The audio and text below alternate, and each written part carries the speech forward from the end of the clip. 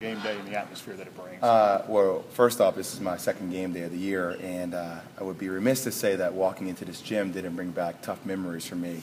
It was funny, Reese was like, "Have you been here before?" I was like, "No, I don't think I've been here before." And then our researcher was like, "Yeah, you have." And I was like, "Yeah, you're right, I have." I think it was the only time I've heard Kentucky fans root for Indiana. Right. How is that possible? I have no idea. But I think game day is going to be amazing. Look, Florida's a heck of a basketball team. Kentucky's getting better and better. Both teams have things they need to work on.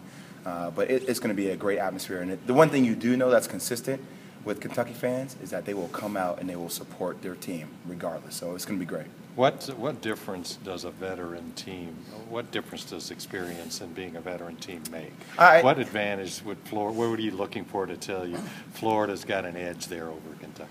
I think they have composure. I think that comes with, more of a veteran you are in this game, being able to calm yourself down when things get a little bit crazy. I think you saw you saw Florida do that when they played at Tennessee.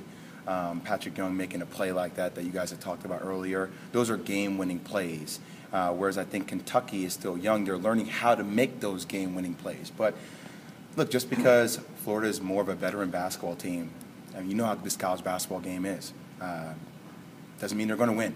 And tomorrow's going to be a different atmosphere. And the one thing that I do know probably will be for certain is that Kentucky will come to play. And they might be young, but you guys have thoroughbreds. And when those thoroughbreds actually buy in and they become invested and they want to play with that kind of energy and passion, they're a different basketball team. They go to a different level.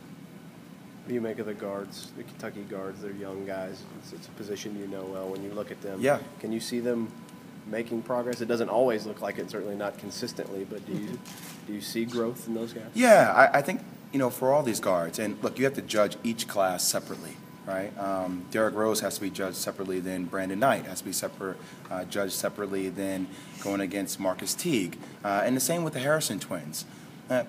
All these kids coming from the high school they come from, they've been the guy, right? And from a prime example myself, I had no idea what it was to play defense each and every single possession of a game. Because in high school, you take plays off because you are that much more dominant over your opponent due to your athletic ability. Then all of a sudden you come to a college like this where you're Kentucky. Right? You have the X on your chest. You are the team that everybody wants to beat because you have all the hype. That takes some adjusting to. They still have room for improvement on how they handle transition. Primary example, Mississippi State. And their scouting report was we're going to keep pushing the ball on transition because they're not that good at transition. But the thing you have to like about them is that they believe in what Cal is saying, or you hope they're believing in what Cal is saying.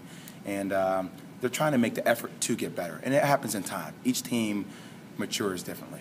Jay, I don't know how much you've seen Scotty Wilbekin, but how have you seen him mature and evolve as a guy that maybe was a defense-first guy to maybe being a little more complete? I think that says something great about college basketball. I was having this conversation with Adam Silver the other day where he was potentially throwing out the idea of moving the age limit to 20 for the NBA because he feels like a lot of players aren't that mature once they come into the NBA, and it does a better job for scouts to evaluate talent.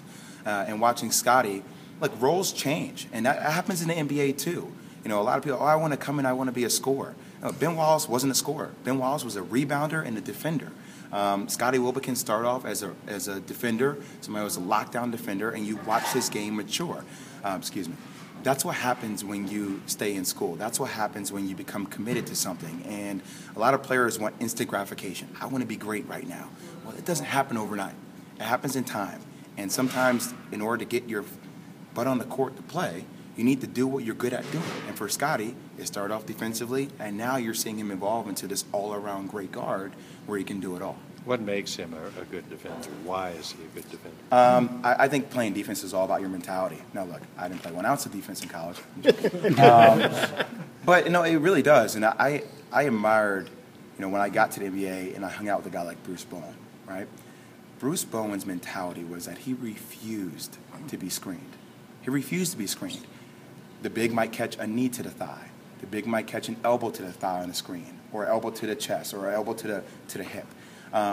It takes a certain kind of willingness and effort consistently to be a good defender, because that's all it is. Defense doesn't take a lot of athletic ability. Aaron Craft is not the most athletic player on the court. But Aaron Craft mentally is the strongest player on the court because he's always up in you. He never quits.